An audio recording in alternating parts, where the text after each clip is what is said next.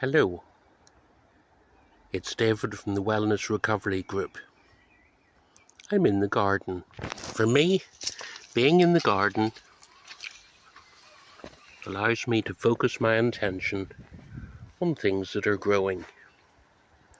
I enjoy my garden, keeping in mind that it is a work in progress, and yes, that means that there's work to be done. For example, in this particular bed, I'm troubled by some weeds, as you can see at the back, just there. In saying that, weeds are an opportunity to practice a form of mindfulness. You pull the weed. You focus on the weed. You focus on how the garden will look once the weed has been removed. This is, in broad terms, our rose border. We've mainly planted roses up this side, with a few other plants under planting. And it's good to see that the buds are just about to come, thus giving us the hope of bright new flowers in the future. And just moving across here onto this side, you can see that we've been busy digging out a new bed. We want to transplant some of our fruit bushes which have got rather choked where they are. I'll come down and show you some of those. The rhubarb bed is doing very well. We're pleased to see that. It's all a form of self-care, really, to do whatever you enjoy. For me, I enjoy being in the garden, so naturally that's where I spend time when I've got the energy, of course. Here are white berries and our red berries. They're still in that sort of growing stage, but it's a promise of something to come. Anyway, let's move up away from this, back across our nursery bed. Here are some, believe it or not, they're actually self-sown bluebells. We only planted one clump originally, but they've decided they like it here. They continue to grow here. Coming down here, if I can catch it before it flies off. Oh, I think I've missed it. I'm trying to catch that little bumblebee. Nope, he's away. These are interesting hardy geraniums. They're called Arthur Guinness because of the blackness. Some columbine, Aquilegia. Some of you might know them just by the common name, Granny's bonnets, because that's what they look like. Here we have Japanese anemone. I've promised some of these to friends. They grow really well. Some of the bigger shrubs here and there. Now, you might be tempted to think our garden's immaculate. Unfortunately, it's not. For example, here's a well-known favourite, ranunculus, buttercup. Do you like butter? Creeping buttercup, that's one of the problems. It creeps. It's in everywhere. Just managing, there we are, Scrabotar. I have to include it in the photograph.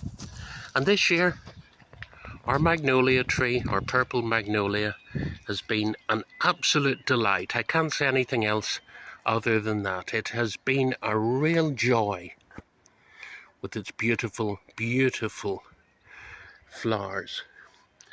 Moving across to our Vigela. There she is, just coming into flower. We arrive at the greenhouse. I think everyone should have a greenhouse, but of course that's dependent on space. And there we are. some of the little new plants we've got ready to come up, and just moving down to the floor some of the tubs and pots we've planted up. On this side of the garden, and it's not a big garden, I want to stress that to you, it's about 60 foot by 40 foot, or 60 by 30 maybe. It's not that big enough for us. But someone suggested a few years ago, why don't you grow espaliered fruit trees? You know, fruit trees along wires, it keeps them in a certain area, and that's what we have done. And this is our pear tree.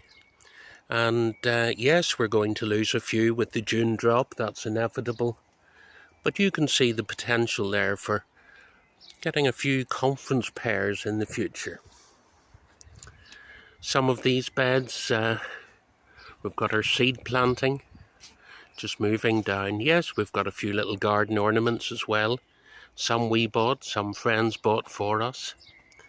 And we're just moving here to one of the raised beds, which, if you can see, that is coming along nicely. What have we got here? Radish, white radish, a few other things. Can't remember. That's my bother. I just can't remember sometimes. It's a bit of a mystery, and then it comes up. Oh, there's a bumblebee. Can we catch him in time? Do you see him just coming out of the equilegia? Oh, what a beautiful little creature. Enjoy the day, little one. And we come out of there. There's our buddleia. It's a buddleia davidi. I always think it sounds like my name, David. And on to our cherry tree. Moving up, there's one of our palm trees. Moving down, we're on to our camellia. We'll just come across here. A climbing rose. There's always a lot of bits of junk around the garden, but I think most good gardeners have those, don't we? And coming across to other climbing rose. It is an arch, of course. I'll try and pan out and let you get the archway. There we are. There's our archway. And we'll swing down to our raspberry canes. There's another bee. And we're on to our raspberry canes. They're all in flower at the moment, so promise of better fruits for the future. And we swing round to exactly where we were when we started. So for me, the garden is self-care. It's somewhere where I can come and enjoy. When I'm doing a simple task like weeding or hoeing, I'm mindful, I'm in the present, I'm enjoying it. I'm just trying to track this little bumblebee, but I think he knows what I'm up to. Nope, he's away. And a